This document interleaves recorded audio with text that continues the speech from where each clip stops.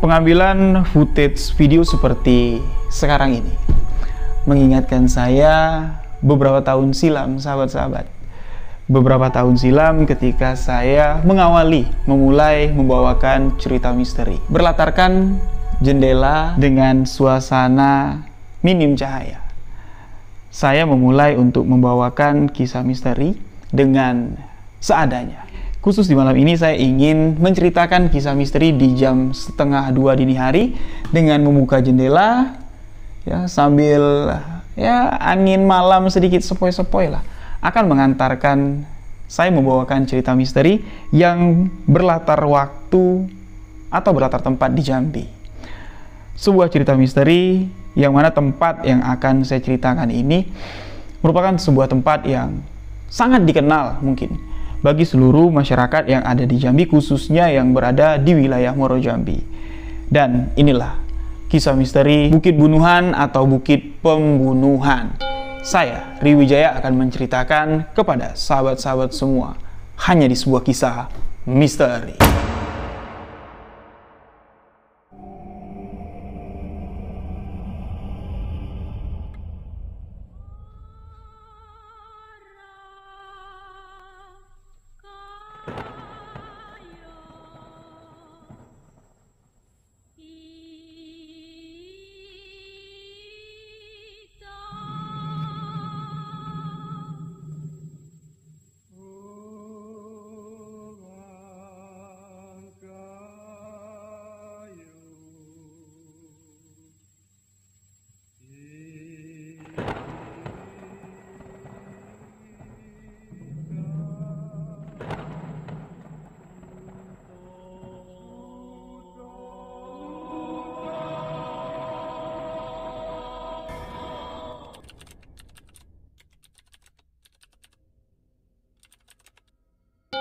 Assalamualaikum, selamat malam, salam sejahtera untuk kita semua. Salam sahabat misteri. Kali ini saya akan membawakan kisah misteri yang terjadi di Jambi mengenai satu tempat yang dikenal sebagai Bukit Bunuhan. Yang mana di wilayah Bukit Bunuhan yang akan saya ceritakan di awal ini pernah terjadi satu peristiwa yang dialami oleh seorang penjaga kebun yang bernama Akbar yang tinggal di sebuah pondok menjaga kebun yang ada di wilayah Bukit Bunuhan. Nah, jadi ada dua kisah ya. Kisah Bukit Bunuhan atau latar belakang dari Bukit Bunuhan dan kisah misteri yang dialami si penjaga kebun yang bernama Akbar yang tinggal di pondok yang masih dalam wilayah Bukit Bunuhan. Jadi awalnya ya saya jelaskan dulu Bukit Bunuhan itu apa. Nah, Bukit Bunuhan itu adalah wilayah perbukitan yang terletak di Kabupaten Muaro Jambi, Provinsi Jambi. Wilayah tersebut disematkan dengan nama Bukit Bunuhan. Ini bukan tidak beralasan. Sejarah yang ada di Bukit Bunuhan ini tercatat dari zaman Kesultanan Jambi. Sejarah yang sudah sangat lama sekali. Cerita di balik Bukit Bunuhan ini saya dapat dari penuturan tua-tua Tengganai, orang-orang tua yang menceritakan kepada saya itu namanya Bukit Bunuhan. Namanya seram, tapi kejadian-kejadian misteri yang ada di sana jauh lebih mengerikan dan lebih menyeramkan sesuai dengan namanya. Ada uniknya di sini, sahabat. Penyematan nama Bukit Bunuhan berlatar belakang dari kejadian yang terjadi di sana di masa lampau. Ini bisa sampai mengalir terus sampai di era sekarang, di zaman sekarang, di tahun 2023. Apa yang terjadi di masa lampau itu masih terjadi sampai hari ini di masa sekarang. Di Bukit Pembunuhan masih sering terjadi pembunuhan sampai hari ini. Nah, menariknya di situ. Sengaja saya buka biar alam dari Bukit Bunuhan itu bisa sampai ke sini. Karena jarak dari Bukit Bunuhan ini tidak terlalu jauh dari tempat saya tinggal. Merinding tuh. Kurang lebih sekitar 10 menit lah. Sampai langsung kita ke wilayah Bukit Pembunuhan atau Bukit Bunuhan.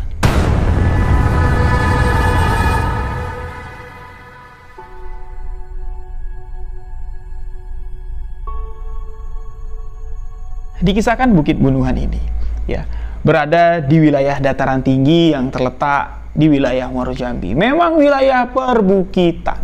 Di zaman dulu, akses untuk masuk atau sampai ke wilayah Bukit Bunuhan ini pastinya harus menerobos wilayah hutan semak belukar. Tapi sekarang tidak lagi. Di zaman sekarang, Bukit Bunuhan sudah dibelah untuk menjadi akses jalan lintas. Jalan lintas tersebut dikenal dengan nama Lintas Nes. Warga-warga Jambi patut tahu Lintas Nes itu di mana. Lintas Nes ini menghubungkan wilayah Muaro Jambi untuk sampai ke wilayah Kabupaten Batanghari dengan melintas di Jalan Lintas Nes. Ya, pengendara-pengendara yang seharusnya melewati akses utama Jalan Lintas As ini dengan melintasi Jalan Lintas Nes akan memangkas waktu perjalanan cukup signifikan. 1 jaman lah dapat kepangkas. Jadi lumayan ya, kita lewat Nes lebih cepat 1 jam dibanding lewat lingkar luar Jalan Lintas Sumatera Provinsi Jambi. Nah, jadi Jalan Lintas Nes ini yang menghubungkan beberapa desa atau pemukiman penduduk yang ada di sana. Ada beberapa daerah lah ya, ndak mungkin lah saya sebutin satu persatu. Namun pemukiman penduduk ini bisa kita katakan ini jauh masuk dari pinggir jalan lintas. Jalan Lintas Nes, kiri kanannya adalah 1-2 rumah warga, tapi jarang-jarang. Jalan Lintas Nes, kiri kanannya itu kebun sawit, kebun karet, dan sebagian lagi itu masih hutan. Yang mana ketika malam hari, pengendara-pengendara yang mau melintas lewat Jalan Lintas Nes, mereka harus menyiapkan nyali yang tinggi. Karena jalan lintas tersebut sepi sekali, tak ada satupun lampu penerangan jalan yang ada di Jalan Lintas Nes. Pengendara yang lewat ini hanya mengandalkan lampu kendaraan mereka saja. Dan ditambah lagi nih sahabat-sahabat, selain gelap, sepi, Jalan Lintas Nes itu ukurannya tidak terlalu lebar. Bisa dikategorikan itu adalah jalan lintas yang kecil. Selain itu, selain 3 yang harus dihadapi oleh pengendara yang mau lewat Nes di malam hari. Pertama, jalannya sempit, kedua sepi, ketiga tidak ada lampu penerangan.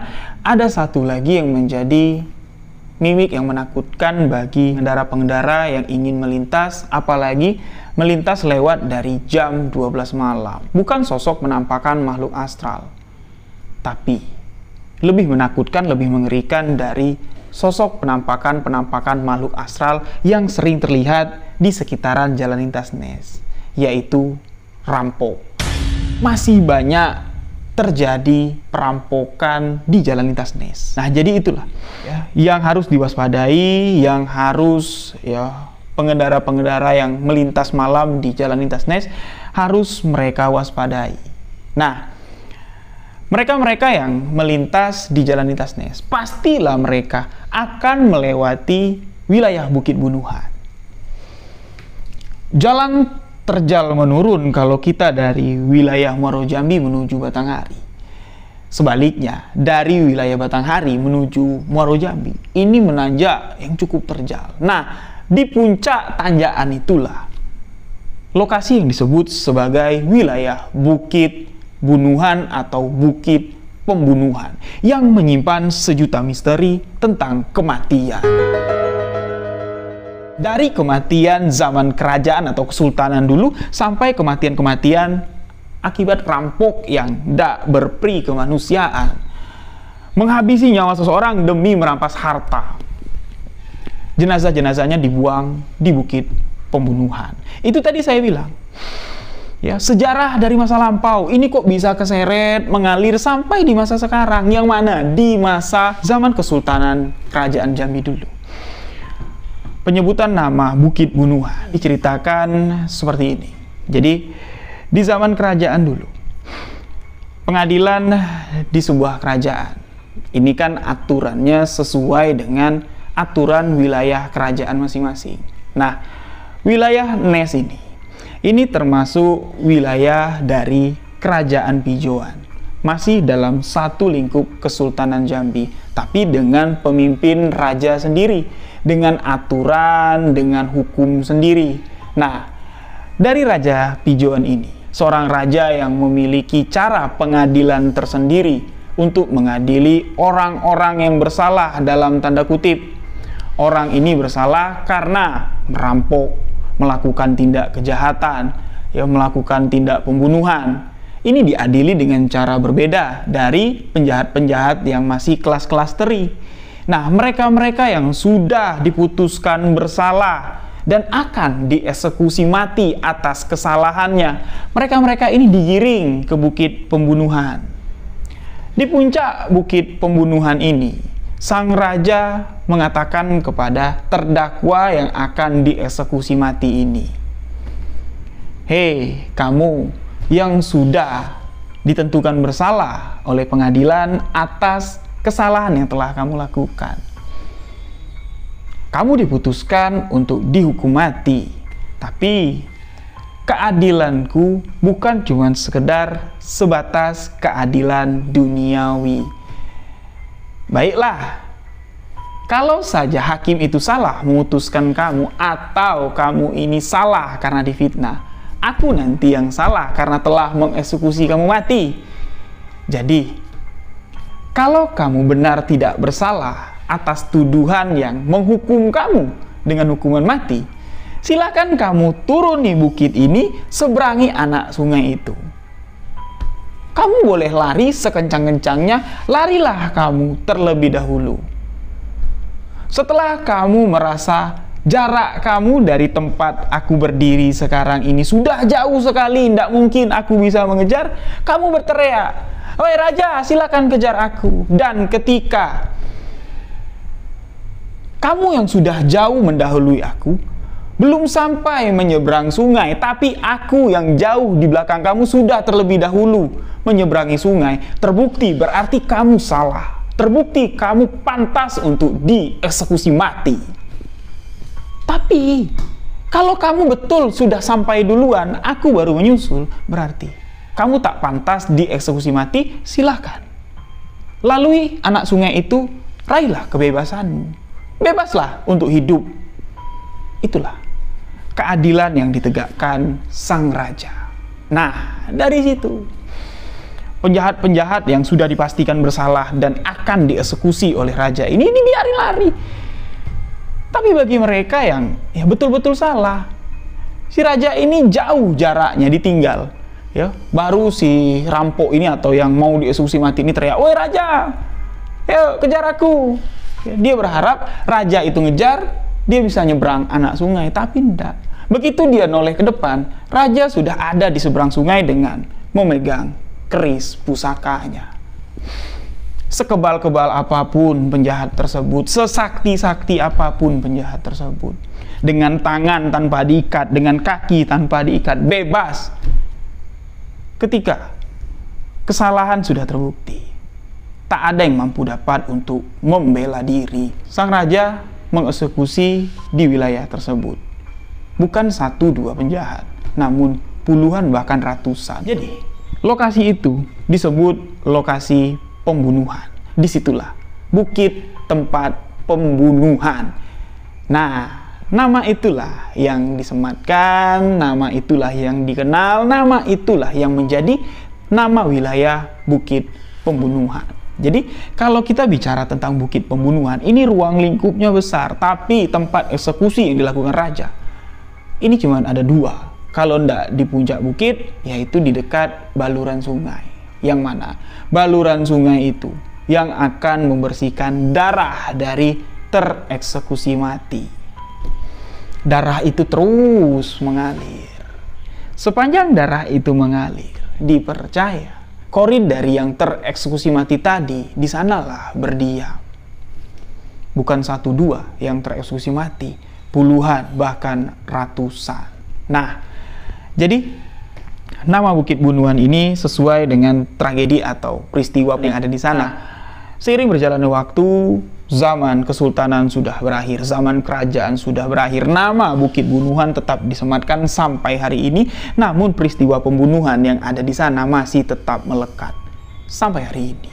Banyak kejadian perampokan, begal, ya, yang menghabisi nyawa korbannya, ya itu di wilayah bukit pembunuhan.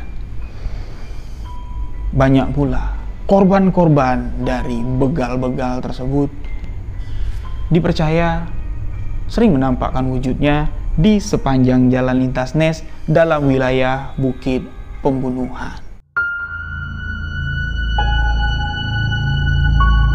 Jadi, keangkeran dari Bukit Pembunuhan ini bukan isapan jempol belaka. Saya yang dulu sering bolak-balik melintasi wilayah Bukit Pembunuhan, kalau lewat dari jam 10 malam naik di jam 11 malam. Ini memang aura yang ada di sana, apalagi ketika melewati jembatan, ya, melewati aliran sungai yang saya katakan tadi, darah tereksekusi mati ini mengalir, dibersihkan oleh aliran sungai. Yang mana sekarang itu sudah didam, sudah dijadikan jembatan, mobil dapat melintas di atas aliran sungai tersebut.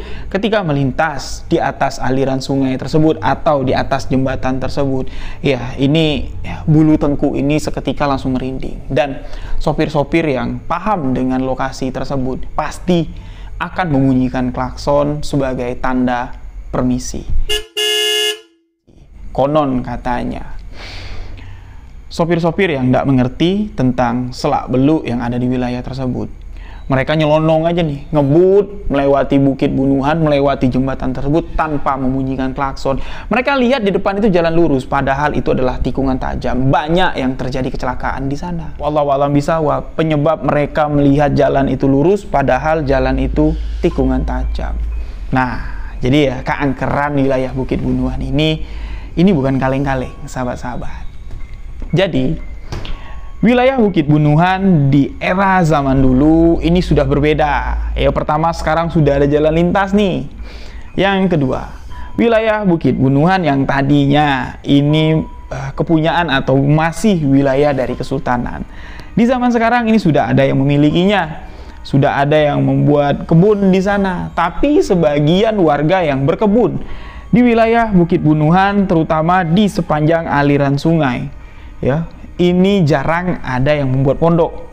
Mereka pergi pagi, siang menjelang sore, mereka sudah pergi meninggalkan kebun mereka. Cuman ada satu pondok yang ada di sana, sepetak kebun yang dimiliki oleh orang yang bukan berasal dari wilayah Muaro Jambi.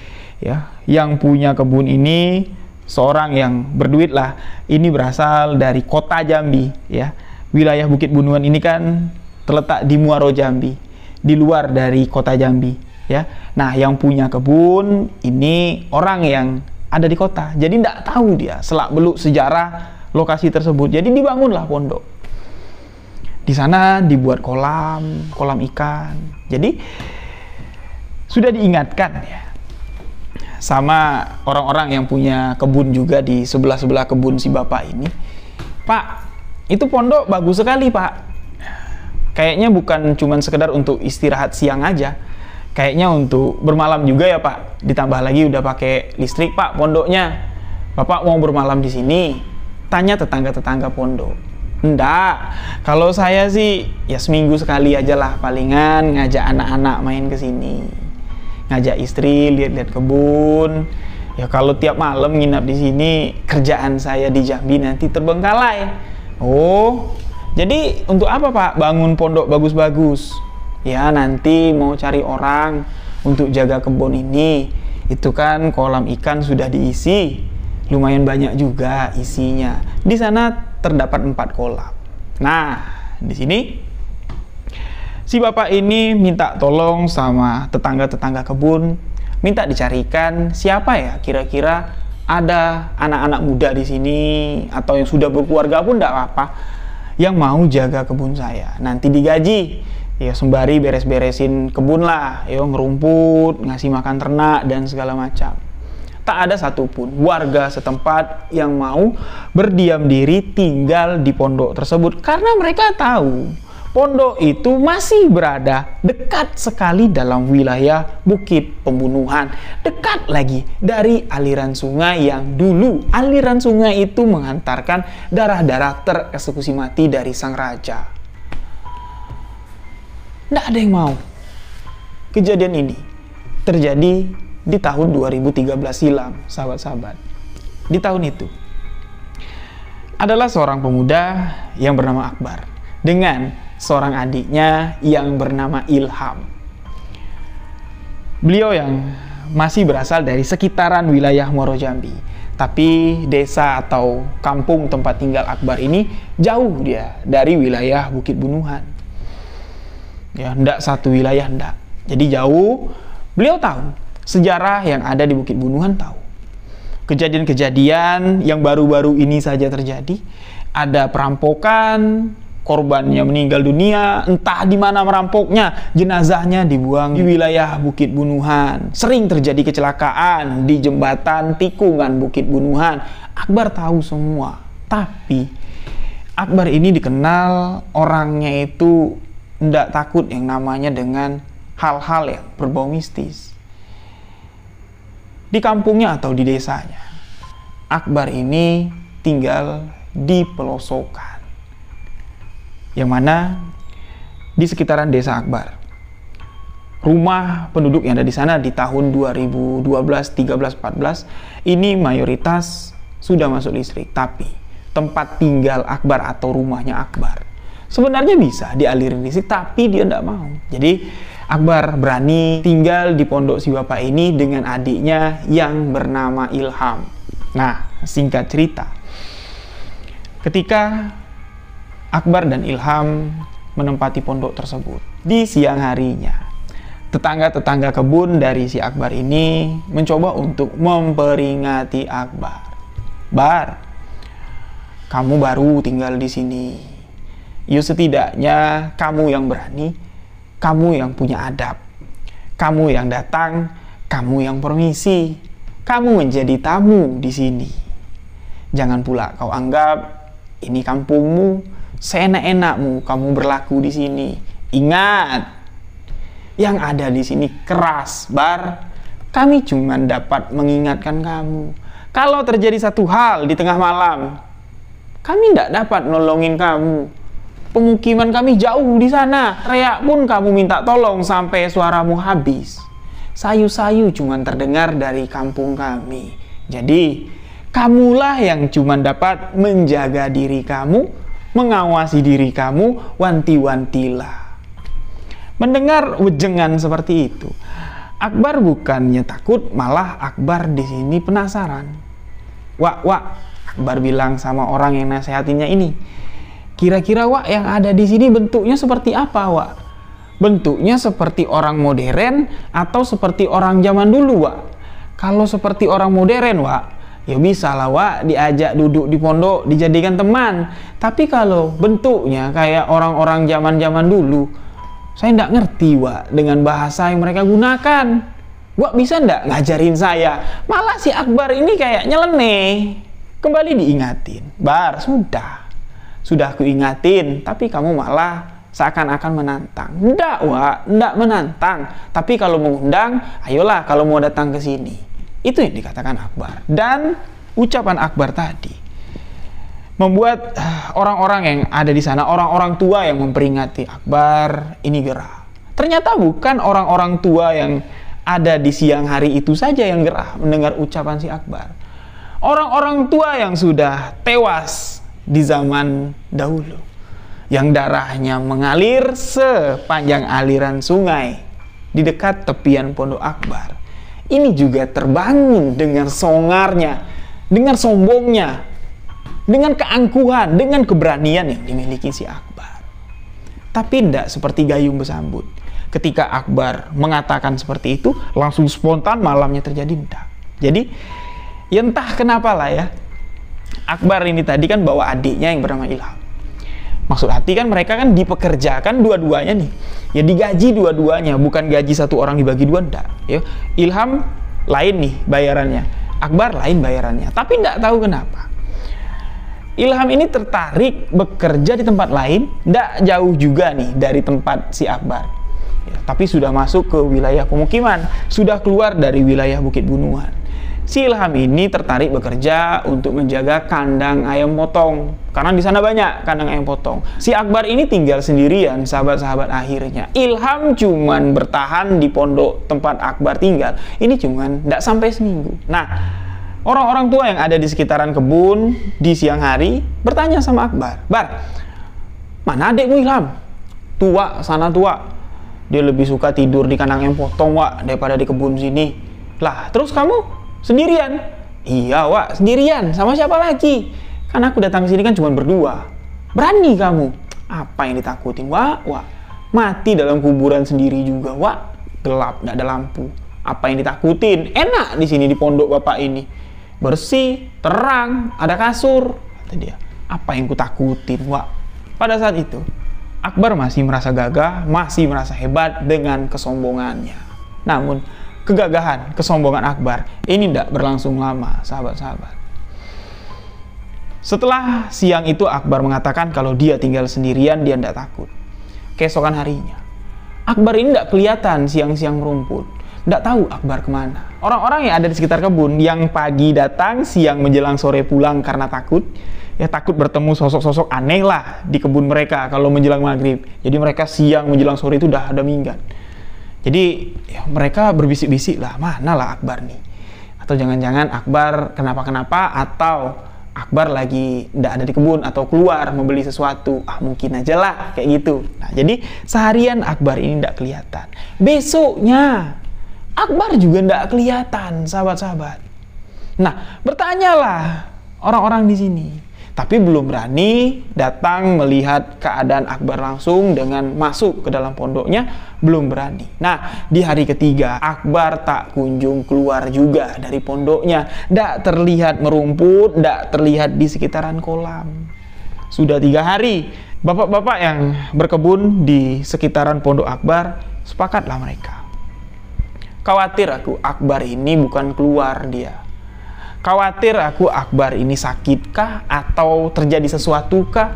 Yuk, kita lihat dalam pondoknya, ada nggak si Akbar ini? Datanglah mereka beramai-ramai masuk ke dalam pondok tersebut. Ternyata, selama 3 hari, Akbar ndak keluar untuk beraktivitas. Akbar ndak mampu untuk melakukan aktivitas tersebut, sahabat-sahabat. Tubuhnya lemas, dikatakan Akbar. Wajahnya pucat terlihat jelas. Kesombongan yang terlihat dari wajah Akbar. Nada lantangnya menantang siapa yang ada di sini, Wak. Itu tak terlihat lagi. Wajah yang menyedihkan terlihat dari raut wajah Akbar sembari meminta maaf, meminta ampun, dan meminta tolong.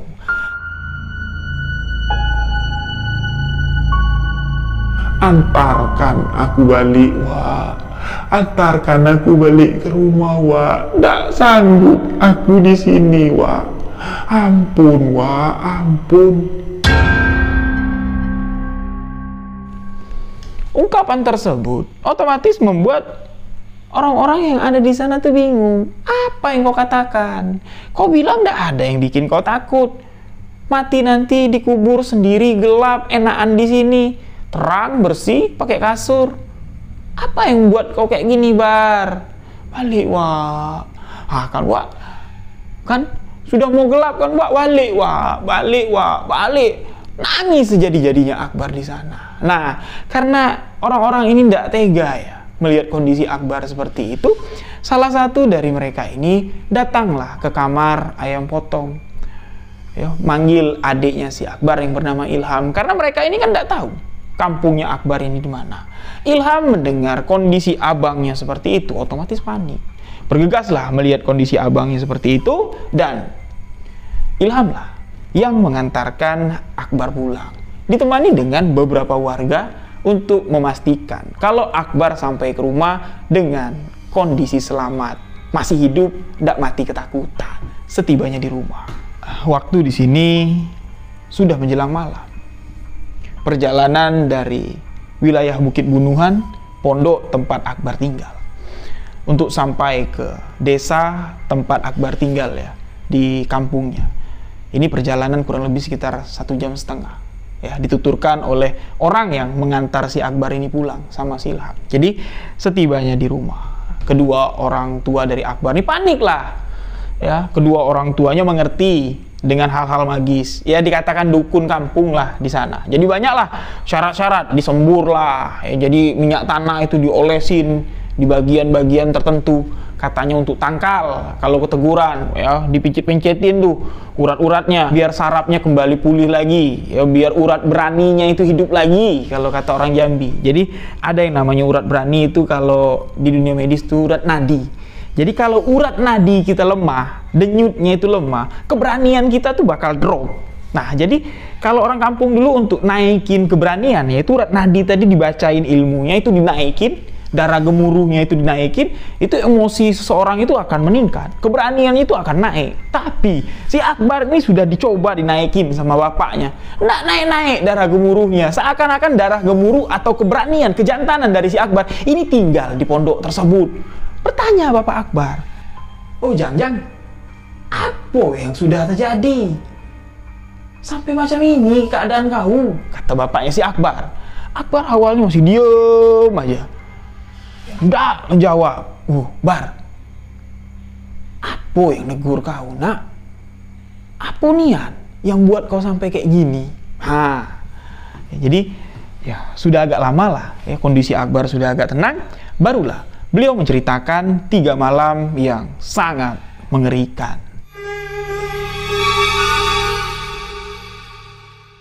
Akbar menceritakan kejadian di malam pertama ketika Akbar mengalami kejadian yang buruk, kejadian yang menyeramkan, kejadian yang mengerikan. Di malam itu adiknya berpamitan sama Akbar, "Jangan terlalu larut kamu kesananya. Kalau mau berangkat, berangkatlah sekarang. Abang tidak apa-apa kok sendirian di sini." Ya sudah, aku berangkat ya bang.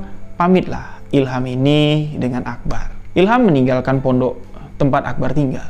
Ini kisaran jam 8, ya, jam 8 malam. Nah, di jam setengah 10 malam, tiba-tiba Ilham ini datang mengendarai sebuah sepeda motor, bonceng 3 dengan teman-teman barunya. Begitu datang, memarkirkan sepeda motor, suaranya itu sudah lantang sekali. Suaranya itu udah ngaur ke sana ke sini lah omongan mereka. "Mabuk kayaknya adikku ini." Detak hati Akbar mengatakan seperti itu. Tepat. Ilham datang ke pondoknya si Akbar ini dalam keadaan mabuk. Dan Ilham bukan cuma sekedar mabuk saja. Ilham juga membawakan Akbar sebotol minuman keras. Dan di malam itu, Akbar yang memang doyan juga ya minum minuman keras, mabuklah bersama Ilham dan kedua teman baru Ilham. Mereka minum-minum di sana kurang lebih tidak sampai di jam 12 malam lah. Kondisi Akbar ini dibilang mabuk tapi masih sadar, dibilang sadar ini sudah ngayau juga dia bilang. Nah, Akbar bilang sama adiknya, "Dah pulanglah kalian sana. Kelamaan kalian di sini nanti ayam kalian pada hilang digondol maling nanti. Dah, baliklah sana." Mereka pun pulang. Nah, sepulangnya Ilham dan 2 orang kawannya ini, Akbar yang setengah sadar setengah ngayau ini tadi, ini dia merasa kalau berhalusinasi, seakan-akan seseorang yang sangat didamba-dambakan oleh si Akbar ini tiba-tiba ada di hadapannya. Ini bukan ngayal orang mabuk, enggak. Akbar bilang, ini nyata. Yang mana? Akbar ini seorang pemuda yang baru saja ditinggal oleh sang istri. Ditinggal lantaran si Akbar ini lebih suka bekerja di tengah hutan, masuk ke pelosok-pelosok hutan, tidak ada takutnya, dibandingkan disuruh bekerja yang layak di tengah kota. Misalnya, ya kerja di toko atau jadi kuli bangunan, si Akbar tidak mau. Akbar lebih suka kerja keluyuran di tengah hutan, berburulah dia, masang tajur ikan lah, dibandingkan suruh bekerja ya di halayak ramai. Jadi tidak cocok dengan hal itu, tidak cocok dengan pendapatan lah. Intinya Akbar pun ditinggal oleh sang istri. Istri dari Akbar ini bernama Mai, M-I-Y. Akbar sudah berpisah hampir setahun, tidak pernah ketemu. Nah, di malam itu Akbar jelas sekali melihat sepulangnya Ilham itu si Mai ada di bangku balai pondok, sedang duduk menghadap ke kolam. Akbar melihat itu Mai kan. Dilihat lagi sama Akbar, lah itu betul kan Mai? Dipanggil sama si Akbar, Mai, Mai, kamu yang duduk di situ Mai? Mai yang dipanggil ini tadi menoleh ke arah Akbar dan tersenyum, tapi tidak ngomong. Nah, Akbar yang melihat itu kegirangan lah. Akbar yang dipengaruhi minuman beralkohol tadi, ya ndak berpikir panjang, duduklah di samping si Mai. Akbar di sini banyak bertanya sama si Mai, tapi jawaban Mai cuma tersenyum.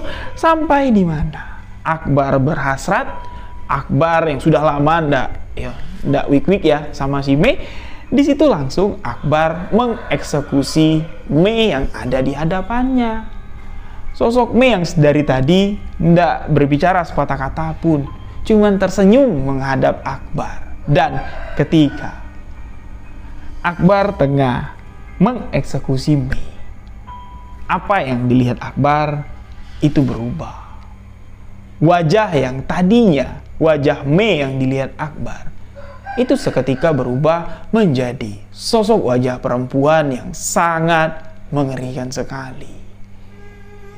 Bau tubuh Mei yang sedari tadi dicium Akbar baik-baik saja, ini seketika berubah menjadi bau anyir amis. Dan sekujur tubuh Akbar yang tengah mencumbu Mei ini berlumuran darah disertai nanah di bagian perut Mei. Ini keluar belatung dari lubang yang menganga di bagian perutnya. Akbar yang melihat itu memperhatikan dengan seksama, kemana istriku tadi? Kenapa berubah menjadi sosok seperti ini? Akbar sempat bertanya, kamu siapa? Mana Mei? Kamu siapa? Barulah sosok wanita yang tubuhnya setengah hancur, yang sudah mengeluarkan belatung, ini bersuara dengan mengatakan, Aku yang tinggal di sini. Aku yang akan menemanimu di sini. Itu kan yang kamu pinta.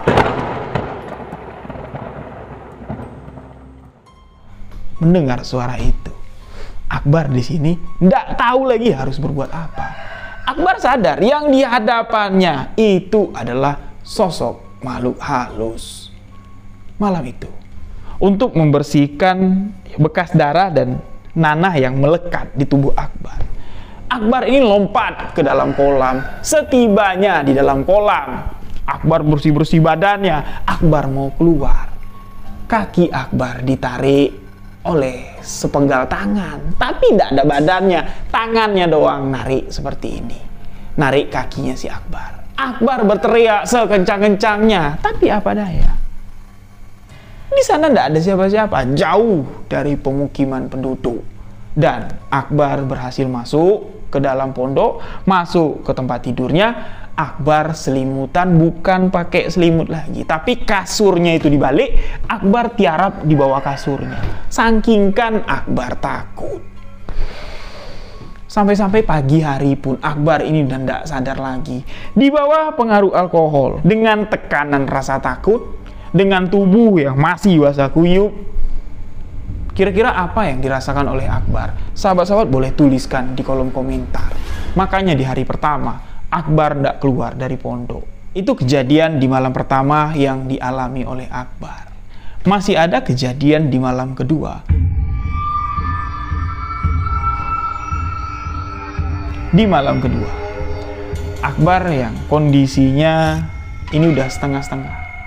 Setengah berani, setengah demam, setengah meriang, mabuknya udah hilang tapi. Akbar yang sudah mulai ragu untuk berdiam diri di pondok tersebut. Menjelang azan Isya berkumandang, Akbar sudah berniat mau pergi ke tempat adiknya Ilham. Jadi dari pondok tempat Akbar tinggal untuk menuju ke tempat si Ilham, ini kalau jalan kaki lumayan jauh sahabat-sahabat, gelap pula. Ya, melewati kawasan bukit pembunuhan. Ya, ini bukan sesuatu pilihan lah. Ya, jadi rasa takut itu mendorong Akbar ini untuk berani jadinya. Keluar dari pondok, dia berpikir, mumpung belum terlalu larut, aku tidak berani tidur di sini sendirian. Aku tidur tempat Ilham aja lah.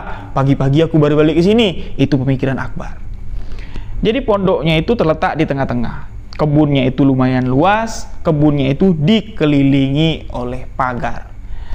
Sebagian pagar itu cuman pagar kawat, namun di bagian depan pagar itu terbuat dari susunan seng yang dijadikan tembok, ya, yang dijadikan penutup lah. Nah, pintu dari bagian depan pondok tersebut, ya, ini pintu yang terbuat dari seng. Jadi untuk keluar masuk, ya, pintu itu diikat atau dikunci dengan rantai yang digembok. Nah, dibukalah gembok itu. Akbar nih mau keluar. Dibuka gembok itu, Akbar keluar. Baru si Akbar ini mau melilitkan rantai untuk mengaitkan gembok. Tiba-tiba saja Akbar dikagetkan dengan kedatangan seorang bapak-bapak yang tiba-tiba saja berada di belakang Akbar. Ketika Akbar membalik badan, Akbar pun terperanjat melihat tiba-tiba saja bapak itu ada di belakang Akbar. Akbar bingung. Ini orang datang dari mana? Suara langkah kakinya nggak kedengeran. Kalau pakai kendaraan motornya nggak ada. Akbar pun bertanya sama bapak itu, "Pak, bapak mau kemana? Malam-malam jalan sendirian di tempat kayak gini. Bapak mau kemana? Dari mana?" tanya Akbar. Si bapak itu awalnya diam. Perawakan bapak itu gemuk, ya. Kaos dalamnya itu kaos kerah garis-garis berwarna putih. Nah, bapak itu menggunakan jaket. Jaket yang digunakan bapak itu, sahabat-sahabat tahu nggak? Jaket kalau beli motor zaman dulu itu kan dapat jaket parasut. Nah, jaket itulah yang ada tulisan merek motornya. Akbar kembali bertanya sama si bapak, "Hei pak, bapak itu mau kemana? Di sini nggak ada rumah siapa-siapa. Kalau bapak mau mencari alamat, mungkin bapak salah jalan. Seberang sana tuh pak, perkampungan warga." Lagi-lagi si bapak itu tidak menjawab apa yang ditanya Akbar. Bapak itu cuman diam menatap Akbar dengan dinginnya. Akbar yang sudah tidak enak nih perasaannya. Akbar yang sudah berdetak hatinya nih, apa lagi nih? Tapi Akbar tidak berpikir kalau sosok yang ada di hadapannya ini adalah sosok penampakan makhluk astral.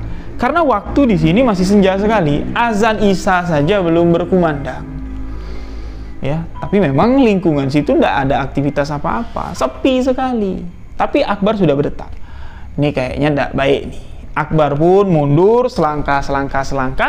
Akbar pun berniat kembali membuka rantai yang sudah digembok, membuka pintu untuk masuk ke dalam. Ketika Akbar baru mau menggapai rantai untuk membuka gembok, si bapak itu bertanya kepada si Akbar, Dek, kamu mau kemana? Kamu mau kemana? Kamu bukan yang kemarin membawa lari motorku." "Hah? Motor? Motor apaan, Pak?" Tapi si bapak ini tidak mengubris apa yang dikatakan Akbar. Jawaban yang diberikan Akbar, lagi-lagi si bapak itu menyeru Akbar dengan sebutan Dek, sembari mengangkat tangannya. Dek, lenganku kemana? Lenganku kemana? Jadi si bapak yang menggunakan jaket, Akbar melihat lengan bapak ini tidak ada loh, sahabat-sahabat, putus. Si bapak itu menanyakan kepada Akbar, "Lenganku kemana, Dek? Lenganku kemana?" Nah, di situ Akbar yakin kalau yang ada di hadapannya itu adalah sosok makhluk astral. Itu hantu. Akbar berteriak, "Tolong! Tolong! Tolong, Pak! Kamu ngapain kesini, Pak? Tolong, jangan ganggu aku. Aku mati, Dek. Aku mati dibunuh. Lenganku kemana, Dek? Motorku kemana, Dek?" Sahabat-sahabat bayangkan, ya, sangkingkan si Akbar ini takut. Dia mau maju menuju ke arah tempatnya si Ilham, ya. Otomatis Akbar ini akan melalui perjalanan yang jauh, ya. Jaraknya masih jauh, gelap gulita. Akbar tidak kebayang kalau dia lurus terus, mungkin sosok ini ngikutin, tidak tahu dia harus berbuat apa, mungkin potong-panting dia berlari. Keputusan yang diambil Akbar satu-satunya adalah mendobrak pintu pagar depan. Untungnya ya, cantolan dari rantai yang digembok ini tidak terlalu kuat karena rantainya besar, gemboknya kecil. Jadi dengan tubuh Akbar yang mendobrak ya, dengan ketakutan, dengan tenaga orang yang takut, tenaga yang berkali-kali lipat, didobrak sekali, didobrak dua, didobrak ketiga, akhirnya gembok itu pun terlepas dari rantai, pintu itu dapat terbuka, Akbar masuk ke dalam pondok. Masuk ke dalam pondok untuk yang kedua kalinya dalam keadaan ketakutan. Dan apa yang dialami Akbar? Ini tidak sampai di situ saja. Gangguan dari si bapak yang lengannya putus, minta dicarikan lengan dan motornya, yaitu sebatas di depan pagar saja. Setibanya di dalam pondok, lagi-lagi Akbar ini menutup tubuhnya dengan kasur. Semakin lama Akbar menutup tubuhnya dengan kasur, rasa-rasa Akbar kok semakin pengap, semakin berat, semakin pengap, semakin berat. Ternyata di atas kasur yang di bawahnya tubuh Akbar, ini banyak sosok yang menindih Akbar. Kenapa Akbar tahu? Karena terdengar suara-suara dengusan napas, terdengar suara kecil seperti orang-orang menggunakan bahasa Jambi di zaman dahulu. Seperti zaman buyut-buyut dulu ngomong lah, dengan bahasa khas Jambi. Itu didengar Akbar. Mereka saling bersautan kayak ngoceh tapi tidak nyambung. Semakin lama semakin berat, semakin lama semakin berat, napas Akbar semakin sesak dan Akbar tak sadarkan diri. Pingsan kawan pada malam itu, sahabat-sahabat. Nah, jadi makan ndak semalaman. Rasa takut di sini terus yang menghantui Akbar. Di hari kedua pun Akbar tidak keluar dari pondok, tidak dapat melakukan aktivitas apa-apa. Dan di malam ketiga, Akbar pasrah. Akbar pasrah, dia tidak tahu harus minta tolong sama siapa. Dia minta maaf dengan apa yang telah diucapkannya, dengan sosok-sosok yang ada di sana. Dia minta maaf. Dia tidak maksud untuk menantang sosok itu agar datang ya menampakkan diri atau dengan eksistensi yang seperti itu dia minta maaf, namun permintaan maaf Akbar kayaknya tidak berlaku dengan sosok-sosok yang ada di sana di malam ketiga. Ruangan kamar yang ditempati Akbar di pondok tersebut ini dipenuhi dengan sosok-sosok yang ya perwujudannya mengerikan. Ada yang di lehernya bekas dikaman, ada yang perutnya ini setengah robek, ada yang jalannya pincang, ada yang cuman sekedar ngesot, ada yang tidak bergerak lagi. Sosok-sosok itu memenuhi ruangan kamar yang ada di pondok tersebut. Kamar yang ditempati Akbar. Akbar tidak dapat bergerak, tidak dapat melakukan apa-apa karena tubuhnya sudah terlanjur lemas. Untungnya, di siang ketiga Akbar tidak melakukan aktivitas apa-apa di kebun tersebut. Ya warga ini inisiatif, bapak-bapak ini tadi inisiatif untuk datang ke sana melihat kondisi Akbar. Kalau ndak, Akbar ndak tahu apa yang akan terjadi kepada dirinya. Ya Akbar cuma berharap satu-satunya Ilham ingat kalau abangnya ada di pondok dan Ilham datang untuk melihat kondisi Akbar. Kalau Ilham ndak datang, bapak-bapak ini ndak datang, ya mungkin aku udah mati. Itu yang diceritakan Akbar kepada orang-orang yang ada di sana, khususnya kepada bapak dan ibu Akbar.